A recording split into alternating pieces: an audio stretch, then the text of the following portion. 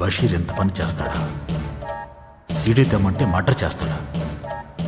ఎలాగో పోలీసుల అనుమానం రవీంద్ర మీదకి మళ్లించాను. ఈ పాటికి రవీంద్రని సెల్లులో పెట్టి. సార్, రవీంద్ర మీరా? అదేంటి సార్ అలా దెయ్యాన్ని చూసినట్టు చూస్తున్నారో? అబే, అలాంటిదేమీ లేదు. పూజకి అలా అయిన దగ్గర నుంచి నాకు కొంచెం కంగారుగా ఉంది. పోలీసులు మీ ఇంటికి రాలేదా? మీరు పంపారుగా, ఎందుకు రారు? నేను పంపానా? ఎందుకు సార్ అంత టెన్షను? అడ్రస్ ఇచ్చింది మీరేగా. ఓ అదే, అవును, అడిగారు, ఇచ్చాను. మీరు అలా ఇవ్వడం నాకు చాలా మంచిదైంది. థ్యాంక్స్.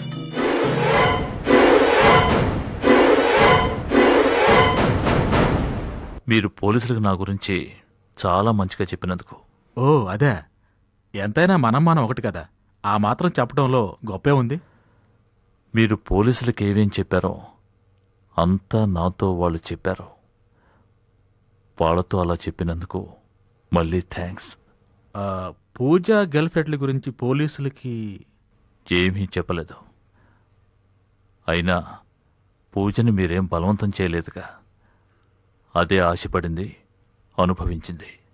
చాలా థ్యాంక్స్ రవీంద్ర. అన్నట్టు విజయవాడలో త్వరలో ఒక బ్రాంచ్ ఓపెన్ చేయబోతున్నాను. దానికి మీరే వర్కింగ్ పార్ట్నర్.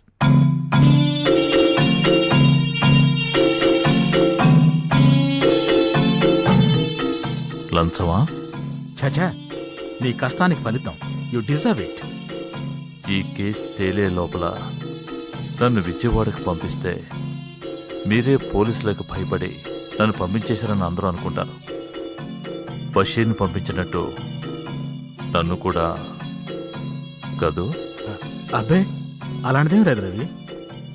నాకంతా తెలుసు, కానీ పోలీసులకు తెలిస్తేనే కష్టం. అయినా తప్పులు చేస్తున్నప్పుడు లేని భయం ఇప్పుడు ఎందుకండి? నిండా మురిగిన తర్వాత చలికి భయపడటం మూర్ఖత్వం.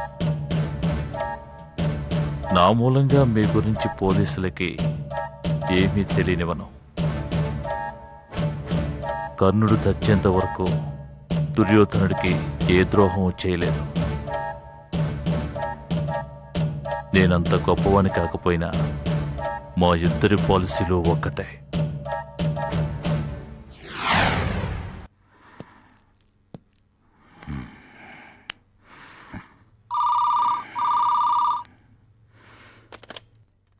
హలో, ఏయ్, ఇప్పుడేం ఆర్డర్ ఇస్తాం?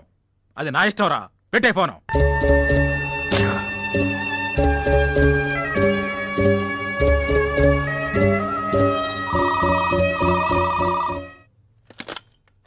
రేయ్, ఒకసారి చెప్తే అర్థం కాదు. ఎదుటివాడి పరిస్థితి తెలియకుండా మాట్లాడతావే? నువ్వేనా ఇక్కడ ఎగ్జిక్యూటివా? సార్, నేను బషీర్ని. రేయ్, నువ్వా? నీకు అసలు బుద్ధి ఉందా? నా కొంప ముంచావు కదరా. ఏమైంది సార్? ఏమైందని నెమ్మదగలుగుతావంటారా ఈడియట్? దాన్ని బెదిరించి డాక్యుమెంట్స్ తెమ్మంటే ఏకంగా హత్య చేసావు కదరా. ఏమిటి సార్ మీరు అనేది? పూజను నేను హత్య చేయడం ఏంటి? అంటే నువ్వు చేయలేదా?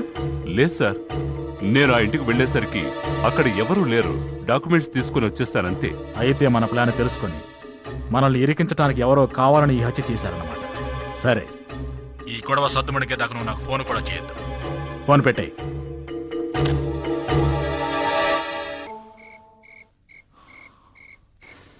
సో మీ ఆయనకి అనుమానం వచ్చిందట? ఏమో, ఆయన ప్రవర్తనలో అంతగా మార్పు లేదు.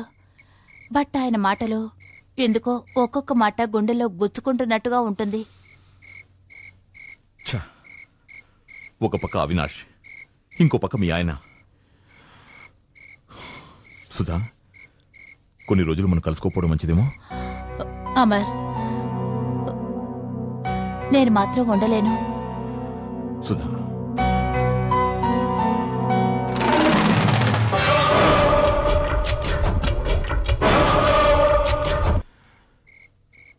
మనం వెంటనే ఒక నిర్ణయానికి రావాలి. ఏదో ఒకటి చేయాలి. ఈ రోజున మీ ఆయన నిజంగా ఊరలేడా? ఎండి భార్యతో మాట్లాడాను. ఎండీతో ముంబై వెళ్లారట. ఇలా అన్నిటికీ భయపడుతూ ఎంతకాలం? ఈ సమస్యకి ఓ పర్మనెంట్ సొల్యూషన్ కావాలి. అది వెంటనే కావాలి. అంటే మన ఆనందానికి అడ్డుపడే వాళ్ళు ఉండకూడదు. ఎస్, అడ్డొచ్చిన వాళ్ళని ఏరిపారేయాలి. సుధా, ఆలోచిస్తూ కూర్చుంటే రోజు అందరికీ భయపడి దూరంగా బతకాల్సి వస్తుంది. జీవితంతో మనం సంతోషంగా ఉండాలా వద్దా? అయితే అవినాష్కి ఇచ్చిన ట్రీట్మెంటే మీ ఆయనకి ఇవ్వాలి.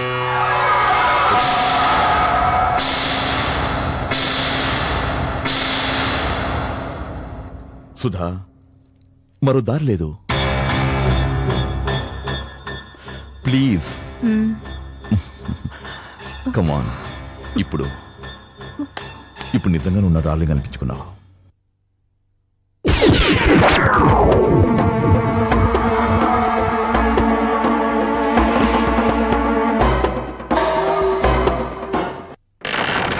అంతం కాదు, ఆరంభం.